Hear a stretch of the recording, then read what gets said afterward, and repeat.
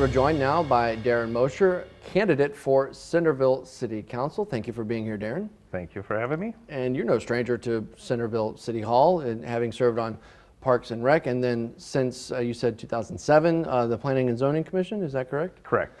What kind of experience with those appointments and those commissions with the city do you feel lends itself to being on City Council? During those boards that I've been on, the Planning and Zoning and the Parks and Recs, it gives you the good formation of what the city is after, what they are looking for, the thought process of going in there. The City Council, I think, has more of the numbers part of it, and I would like to get involved with that a little bit too, to kind of step it up a little bit.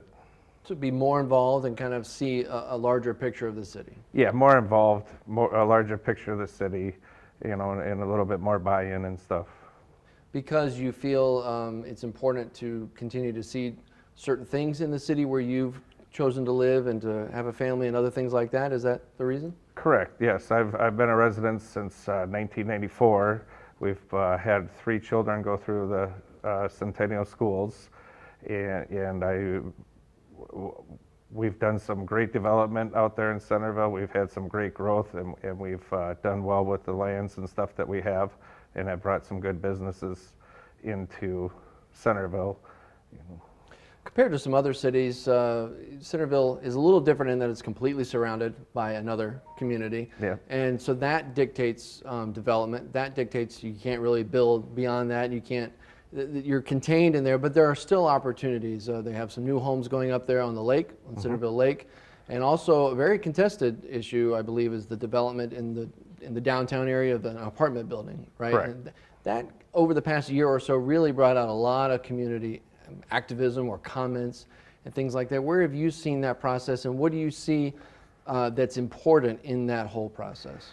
As the development downtown, it's been zoned to have a higher density population on that Block 7 there. And as far as the developers that are coming in, we've had some issues that some topics of discussion have been the TIF program. Right.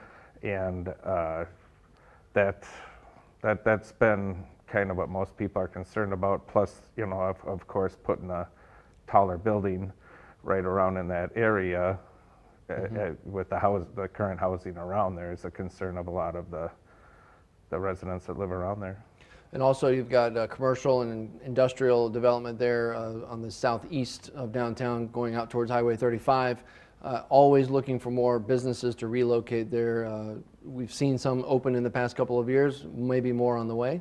Yes, we're definitely hoping so. I believe we're getting some of the lands and stuff cleaned up a little bit to have a better showpiece, and hopefully get some businesses in here a little bit more. I know that you would get a lot of support in Anoka County, always working on efforts for economic development and bringing in industry specifically, and drawing on the strengths of having the interstate highway right there, and of course the Twin Cities and all the transportation options that are available. Is it also important to work with, you know, Washington County right there and the city of Hugo right there, certainly the city of Lino Lakes?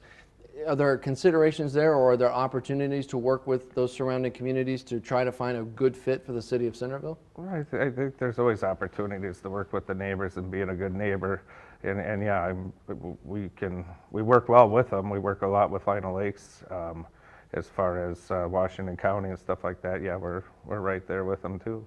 What are the reasons to settle or move to Centerville for, say, a young family or anyone who maybe needs to commute to the cities to work but wants to find a more comfortable place to live? What would be the reasons for move to Centerville?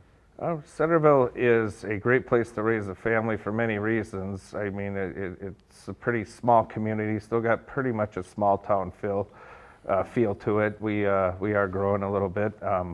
In the commute at this point in time, easy to get on either 35. It doesn't take too long to get downtown to either downtown Minneapolis or downtown St. Paul if that's where you work and stuff. The school districts are incredible out here. Safe place to raise a family, and there's there's good biking trails, walking trails, and family orientated, and yeah, very good community. What has COVID done? What's the impact of COVID in the city? And certainly there are a lot of businesses located there, and some have had to stay closed for different periods of time, and some have been able to reopen. Have you seen an impact from COVID on the citizens there or the businesses in Centerville? Well, the businesses in Centerville, there's probably a couple of them that are up. The takeout business has gotten a lot better. The pizza places, we have two pizza places in town.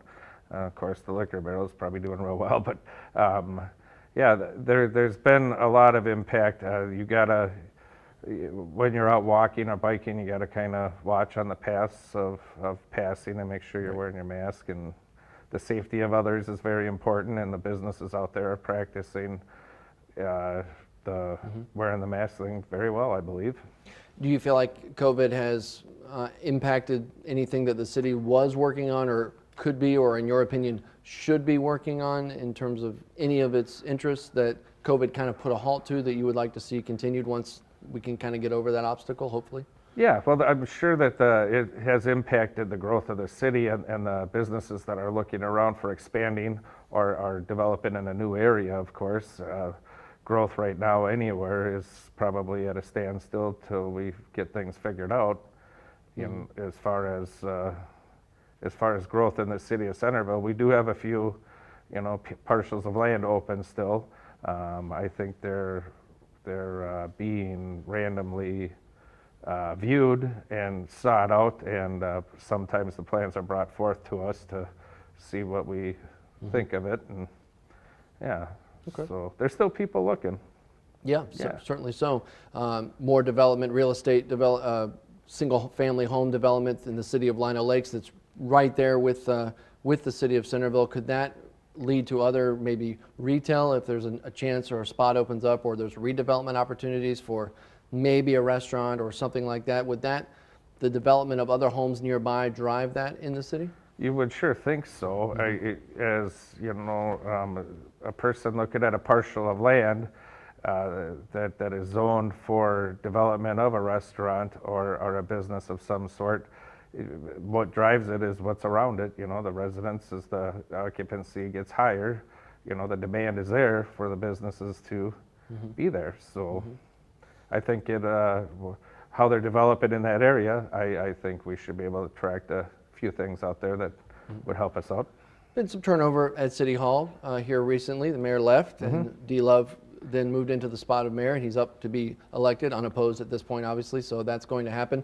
But then there will be a spot on City Council. So the turnover there, does that create any opportunities moving forward, that maybe some new ideas, something that you could bring or an opponent could bring to maybe look in other avenues as well? Yeah, I'm sure every candidate, everybody on the board, the planning and zoning boards that I've been on, we all have just a little different take on how we view things and stuff, and the opinions and stuff that were gathered, that's why it's a committee. I mean, we come up with some, well thought out process, and going toward the city hall and the changing of the mayor and stuff like that. I mean, change is good.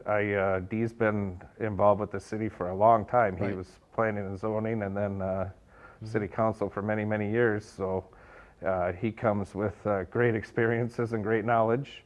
There's other people on that board that have been on the planning and zoning board for a number of years. And so I think it's a well diverse council. Yeah. Given the nature of the race and kind of the calendar, and also given the challenges of COVID, have you been able to campaign much, or do you have chances to talk face to face or communicate with anybody who may have an idea to say, hey, if you're going to run for city council, here's what I think? Have you had those kind of conversations? I haven't had many of those yet. I want to wait till October. I mean, I have a lot of friends and stuff in Centerville. I've been here for a long time. A lot of them are well aware, and they're behind me, and they want me to, obviously succeed in that position. I haven't campaigned yet. I'm a little hesitant to go door to door right now with the COVID clause, but anybody that emails or calls me, or people that I know that I spend time with, outside of work at a, neighboring fire or whatever, and yeah, it's a thumbs up. It's good. The involvement with the city is always good. Sounds like it's been that way since you've been there, and you hope that that kind of way of life and that kind of communication continues there. I do. I really do. I've enjoyed it. Okay. Well, Darrin, thank you for coming by here and sharing any of your ideas with us. We appreciate it. Well, thank you for the time. I appreciate it. All right. Thanks.